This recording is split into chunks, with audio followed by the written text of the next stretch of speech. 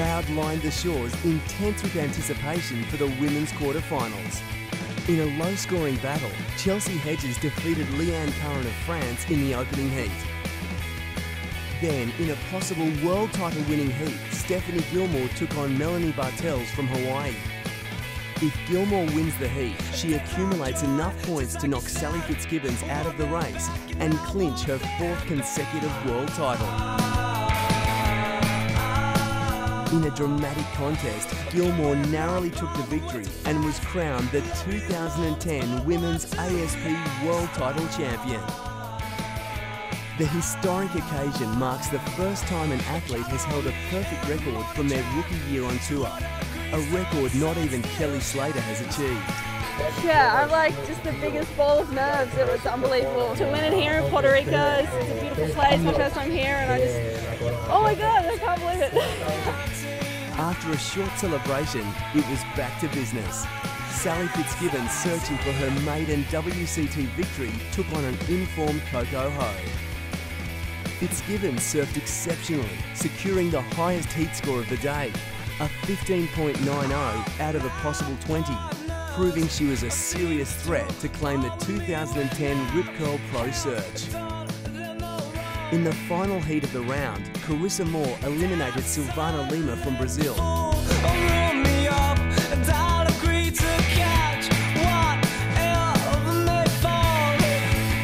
The Puerto Rican crowd were delighted when contest directors moved to finish women's competition. In the first semi-final, the new world champion Steph Gilmore surfed against Chelsea Hedges.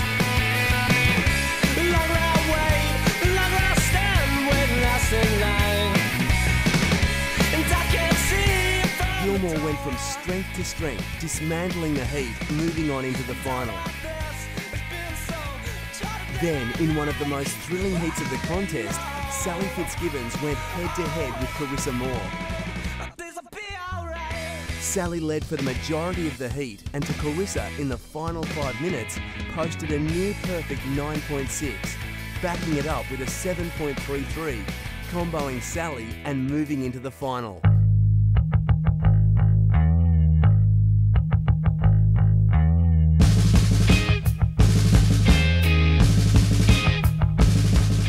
With nothing left to prove, Stephanie Gilmore took on Carissa Moore in the final, a rematch from Portugal where Carissa got the edge.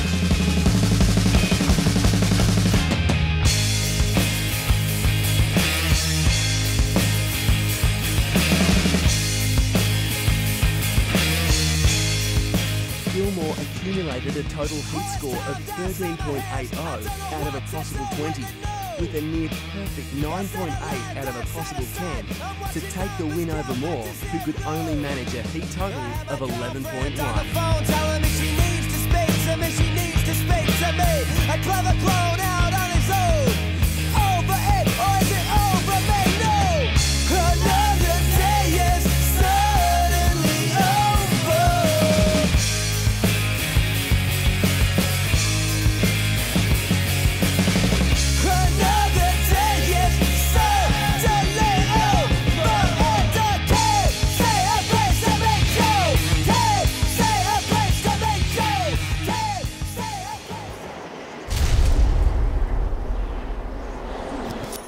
In truly inspiring fashion, Stephanie Gilmore writes herself into the record books as the only surfer to have won 4 consecutive world titles from their rookie year on tour.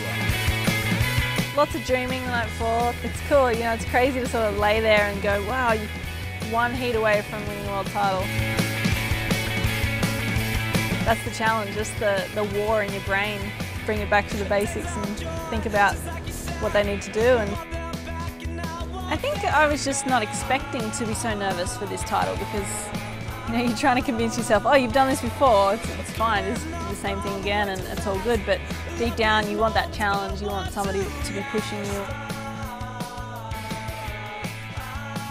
2010 Women's World Champ coming up the beach.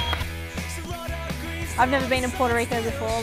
Yeah, it's a really special place and even more special now to me. The party was pretty fun last night. The marching band was the highlight. Everyone was in there having a little dance and horrible, revolting. I don't think anybody would want my life. It's just like one giant daze, euphoric daze.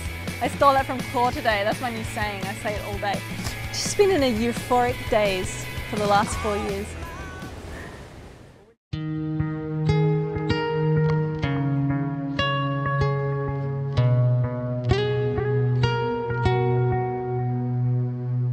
The following day, tragedy struck the entire surfing community.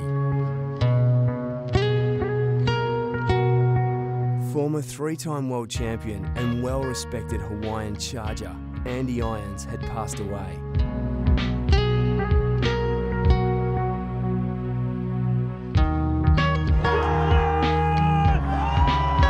The shocking news spread quickly, a serious blow to the surfing world. The top 44 surfers gathered here in Puerto Rico to pay tribute to their beloved friend and one of the most inspiring surfers of all time. We're a family, you know, we're a surfing family, and we all look after each other, and just for us to paddle out and show our respects.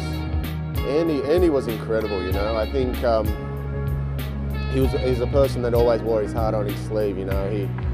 He didn't try and impress anyone. He was just all about, you know, what he wanted to do.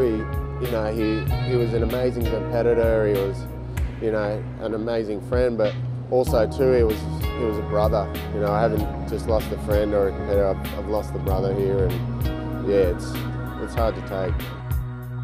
All the surfers are here. I imagine just taking every emotion you've ever felt in your body and just putting it into one pot and just show our love for another brother, man.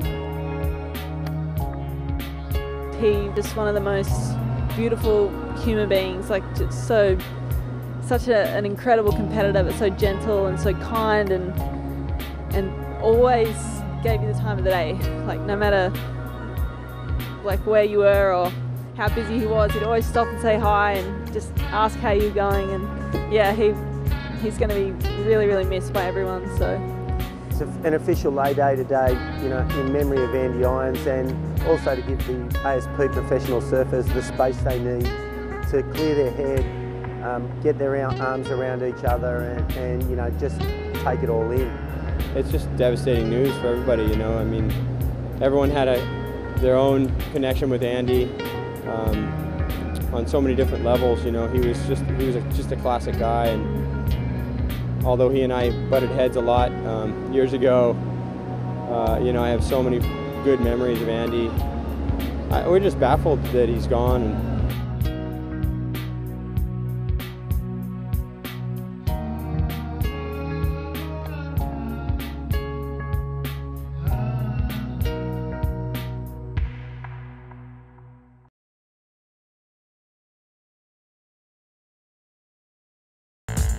Stick around. The beaches light up as Kelly Slater attempts to clinch his 10th ASP World Title victory.